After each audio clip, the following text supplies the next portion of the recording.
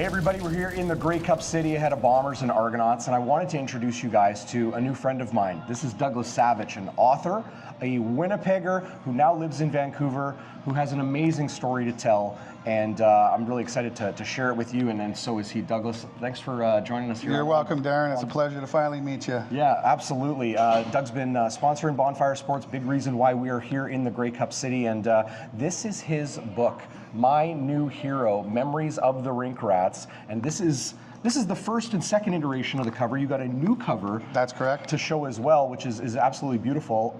There'll be a link to the Amazon link in the description below, and you'll be able to find all of that. But Douglas, give us a quick summary of this amazing story. You growing up in Winnipeg, a hockey fan, like so many people who are watching this right now, and an amazing encounter you had at a young age. Yes, I met Wayne Gretzky before Game 3 in 1983, and I snuck into the arena for a close practice before the playoff game, and happened chance, Wayne didn't get on his bus, and I tagged up along with him and had a 40-minute walk to the Viscount Gord Hotel with him.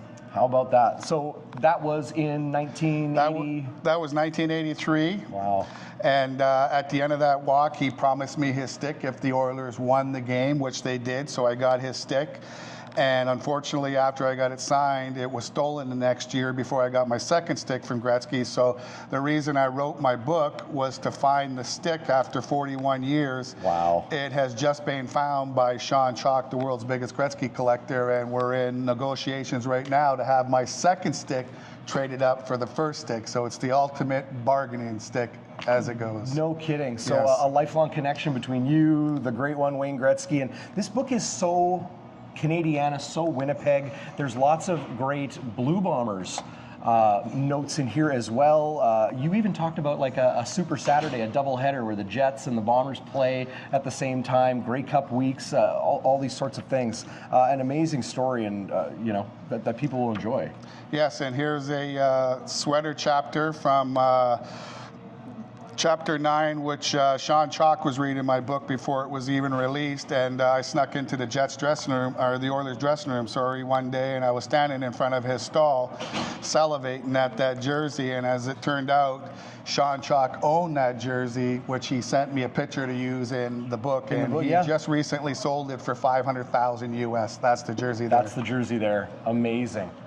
Now, of course, we know Winnipeg fans, maybe not the hugest, Wayne Gretzky aficionados because of how much of a terror he was to the Winnipeg Jets through the 1980s when he was with the Oilers and that crazy Smythe division with the Flames and how intense it was. But why would a Winnipegger enjoy this story? Why would they, I imagine they could probably relive a lot of your memories through. If anybody was a former rink rat or somebody that hung around the Winnipeg arena during the 80s, that rivalry between Edmonton and Winnipeg was so intense.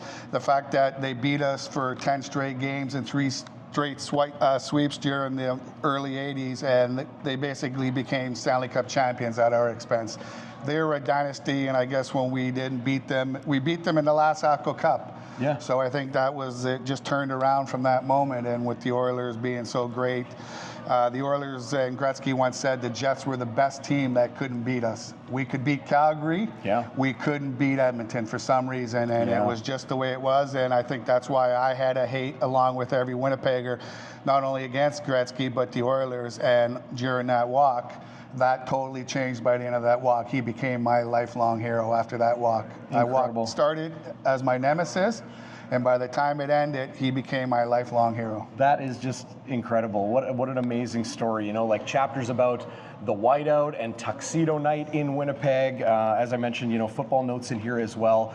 An awesome story you're going to enjoy reading. Maybe somebody in your life will enjoy reading as well. Christmas, we know, is right around the corner. That's correct. I really encourage you guys to pick up this book. It's a super enjoyable read. We'll be talking about it more on the pre- and post-game show with Chris Wallaby and Zach Schnitzer here at the Grey Cup week ahead of the big game, 111th Canadian Championship in your new hometown of Vancouver. But author Douglas Savage, thanks for this. Oh, you're very welcome, Darrin. It was a pleasure finally to meet you, and go Bombers. Absolutely. My New Hero, available now. Be sure to check it out. You can find it on Amazon and other places as well.